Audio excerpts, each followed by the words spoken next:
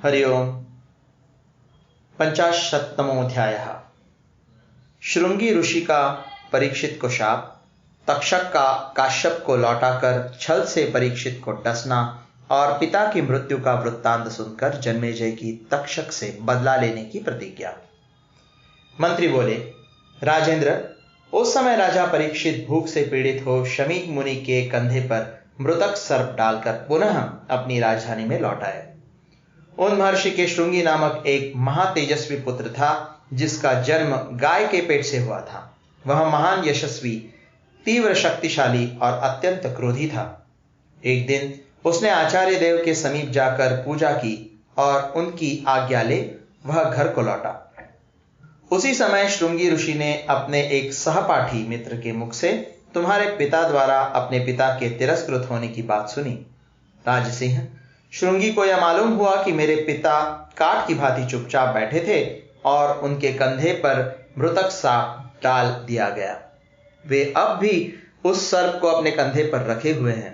यद्यपि उन्होंने कोई अपराध नहीं किया था, वे मुनिश्रेष्ठ, तपस्वी, जितेंद्रिय, विशुद्धात्मा, कर्मनिष्ठ, अद्भुत शक्तिशाली, तपस्या द्वारा कांतिमान शरीर वाले, अपने अंगों को संयम में रखने वाले, सदाचारी, शुभवक्ता, निश्चल भाव से स्थित, लोभ रहित, क्षुद्रता शून्य मतलब गंभीर, दोष दृष्टि से रहित, वृद्ध, मौन व्रतावलंबी तथा संपूर्ण प्राणियों को आश्रय देने वाले थे। तो भी आपके पिता परीक्षित ने उनका तिरस्कार किया। यह सब जानकर वह बाल्यावस्था में भी वृद्धों का सा तेज धारण करने वाला महातेजस्वी ऋषि कुमार क्रोध से आग बबूला हो उठा और उसने तुम्हारे पिता को शाप दे दिया। शृंगी तेज से प्रज्वलित सा हो रहा था। उसने शीघ्र ही हाथ में जल लेकर तुम्हारे पिता को लक्ष्य करके रोषपूर्वक यह बात कही, जिसने मेरे निरपराध पिता पर मरा सांप डाल दिया है, उस पापी को आज से 7 रात के बाद मेरी वाक शक्ति से प्रेरित प्रचंड तेजस्वी विषधर तक्षक नाग कुपित हो अपनी विषाग्नि से जला देगा। देखो मेरी तपस्या का फल। ऐसा कहकर वह बालक उस स्थान पर गया जहां उसके पिता बैठे थे। पिता को देखकर उसने राजा को शाप देने की बात बताई। तब मुनिश्रेष्ठ शमीक ने तुम्हारे पिता के पास अपने शिष्य गौरमुख को भेजा, जो सुशील और गुणवान था। उसने विश्राम कर लेने पर राजा से सब बातें बताई और महर्षि का संदेश इस प्रकार सुनाया। भोपाल, मेरे पुत्र ने तुम्हें शाप दे दिया है, अतः सावधान हो जाओ। महाराज, 7 दिन के बाद तक्षक नाग तुम्हें अपने तेज से जला देगा। जन्मेजय, यह भयंकर बात सुनकर तुम्हारे पिता नागश्रेष्ठ तक्षक से अत्यंत भयभीत हो सतत सावधान रहने लगे। तदनंतर जब 7वां दिन उपस्थित हुआ, तब उस दिन ब्रह्मर्षि काश्यप ने राजा के समीप जाने का विचार किया। मार्ग में नागराज तक्षक ने उस समय काश्यप को देखा। विप्रवर काश्यप बड़ी उतावली से पैर बढ़ा रहे थे। उन्हें देखकर नागराज ने मतलब ब्राह्मण का वेश धारण करके इस प्रकार पूछा, विजयश्रेष्ठ, आप कहां इतनी तीव्र गति से जा रहे हैं और कौन सा कार्य करना चाहते हैं? काश्यप ने कहा, ब्राह्मण, मैं वहां जाता हूं जहां कुरुकुल के श्रेष्ठ राजा परीक्षित रहते हैं। सुना कि आज ही तक्षक नाग उन्हें डसेगा, अतः मैं तत्काल ही उन्हें निरोग करने के लिए जल्दी जल्दी वहां जा रहा हूं। मेरे द्वारा सुरक्षित नरेश को वह सर्प नष्ट नहीं कर सकेगा। तक्षक ने कहा, ब्राह्मण, मेरे डसे हुए मनुष्य को जिलाने की इच्छा आप कैसे रखते हैं? मैं ही वह तक्षक हूं। मेरी अद्भुत शक्ति देखिए। मेरे डस लेने पर उस राजा को आप जीवित नहीं कर सकते। ऐसा कहकर तक्षक ने एक वृक्ष को डस लिया। नाग के डसते ही वह वृक्ष जलकर भस्म हो गया। राजन, तदनंतर काश्यप ने अपनी मंत्र विद्या के बल से उस वृक्ष को पूर्ववत जीवित मतलब हरा भरा कर दिया।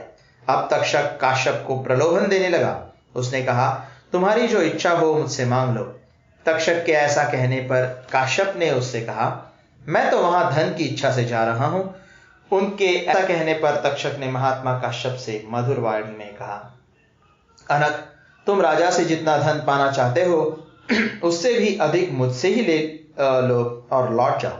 तक्षक नाग की यह बात सुनकर मनुष्यों में श्रेष्ठ काश्यप उससे इच्छानुसार धन देकर लौट गए। ब्राह्मण के चले जाने पर तक्षक ने छल से भूपालों में श्रेष्ठ तुम्हारे धर्मात्मा पिता राजा परीक्षित के पास पहुंचकर, यद्यपि वे महल में सावधानी के साथ रहते थे, तो भी उन्हें अपनी विषाग्नि से भस्म कर दिया। नरश्रेष्ठ, तदनंतर विजय की प्राप्ति के लिए तुम्हारा राजा के पद पर अभिषेक किया गया। नृपश्रेष्ठ, यद्यपि यह प्रसंग बड़ा ही निष्ठुर और दुखदायक है, तथापि तुम्हारे पूछने से हमने सब बातें तुमसे कही हैं। यह सब कुछ हमने अपनी आंखों देखा और कानों से भी ठीक ठीक सुना है। महाराज, इस प्रकार तक्षक ने तुम्हारे पिता राजा परीक्षित का तिरस्कार किया है। इन महर्षि उत्तंक को भी बहुत तंग किया है। यह सब तुमने सुन लिया। अब तुम जैसा उचित जो करो।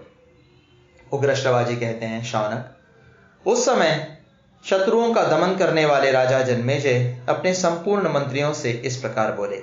जन्मेजय ने कहा, उस वृक्ष के डसे जाने और फिर हरे होने की बात आप लोगों से किसने कही? उस समय तक्षक के काटने से जो वृक्ष राख का ढेर बन गया था, उसे काश्यप ने पुनः जिलाकर हरा भरा कर दिया।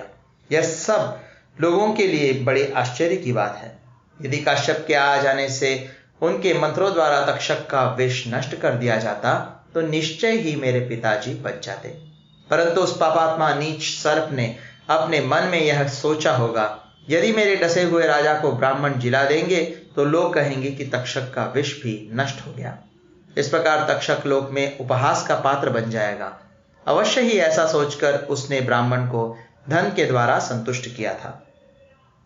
अच्छा, भविष्य में प्रयत्नपूर्वक कोई न कोई उपाय करके तक्षक को इसके लिए दंड दूंगा। परंतु एक बात मैं सुनना चाहता हूं। नागराज तक्षक और काश्यप ब्राह्मण का वह संवाद तो निर्जन वन में हुआ होगा। यह सब वृत्तांत किसने देखा और सुना था? आप लोगों तक यह बात कैसे आई? यह सब सुनकर मैं सर्पों के नाश का विचार करूंगा। मंत्री बोले, राजन सुनो, विप्रवर काश्यप और नागराज तक्षक का मार्ग में एक दूसरे के साथ जो समागम हुआ था, उसका समाचार जिसने और जिस प्रकार हमारे सामने बताया था, उसका वर्णन करते हैं। भूपाल, उस वृक्ष पर पहले से ही कोई मनुष्य लकड़ी लेने के लिए सूखी डाली खोजता हुआ चढ़ गया था। तक्षक, नाग और ब्राह्मण दोनों ही नहीं जानते थे कि इस वृक्ष पर कोई दूसरा मनुष्य भी है। राजन, तक्षक के काटने पर उस वृक्ष के साथ ही वह मनुष्य भी जलकर भस्म हो गया। परंतु राजेंद्र, ब्राह्मण के प्रभाव से वह भी उस वृक्ष के साथ ही उठा। नरश्रेष्ठ, उसी मनुष्य ने आकर हम लोगों से तक्षक और ब्राह्मण की जो घटना थी वह सुनाई। राजन, इस प्रकार हमने जो कुछ सुना और देखा है वह सब तुम्हें कह सुनाया। भूपाल शिरोमणि, यह सुनकर अब तुम्हें जैसा उचित जान पड़े वो करो। उग्र श्रवाजी कहते हैं, मंत्रियों की बात सुनकर राजा जन्मेजय दुख से आतुर हो संतुप्त हो उठे और कुपित होकर हाथ से हाथ मलने लगे। वे बारंबार लंबी और गर्म सांसें छोड़ने लगे। कमल के समान नेत्रों वाले राजा जन्मेजय उस समय नेत्रों से आंसू बहाते हुए फूट फूट कर रोने लगे। राजा ने 2 घड़ी तक ध्यान करके मन ही मन कुछ निश्चय किया। फिर दुख, शोक और आमर्श में डूबे हुए नरेश न थमने वाले आंसुओं की अविच्छिन्न धारा बहाते विधि पूर्वक जल का स्पर्श करके संपूर्ण मंत्रियों से इस प्रकार बोले। जन्मेजय ने कहा, मंत्रियों, मेरे पिता के स्वर्गलोक गमन के विषय में आप लोगों का यह वचन सुनकर मैंने अपनी बुद्धि द्वारा जो कर्तव्य निश्चित किया है उसे आप सुन लें। मेरा विचार है, उस दुरात्मा तक्षक से तुरंत बदला लेना चाहिए, जिसने श्रृंगी ऋषि को निमित्त मात्र बनाकर स्वयं ही मेरे पिता महाराज को अपनी विषाग्नि से दग्ध करके मारा है। उसकी सबसे बड़ी दुष्टता यह है कि उसने काश्यप को लौटा दिया। यदि वे ब्राह्मण देवता आ जाते तो मेरे पिता निश्चय ही जीवित हो सकते थे। यदि मंत्रियों के विनय और काश्यप के कृपा प्रसाद से महाराज जीवित हो जाते तो इसमें उस दुष्ट की क्या हानि हो जाती। जो कहीं भी परास्त न होते थे, ऐसे मेरे पिता राजा परीक्षित को जीवित करने की इच्छा से द्विजश्रेष्ठ काश्यप आ पहुंचे थे, किंतु तक्षक ने मोहवश उन्हें रोक दिया।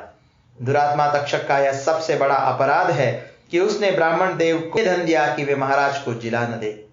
इसलिए मैं महर्षि उत्तंक का लोगों का अत्यंत प्रिय करने के लिए पिता के वैर का अवश्य बदला लूंगा। इस प्रकार श्री महाभारत आदि पर्व के अंतर्गत आस्तिक पर्व में जन्मेजय और मंत्रियों का संवाद विषयक 50वां अध्याय पूरा हुआ।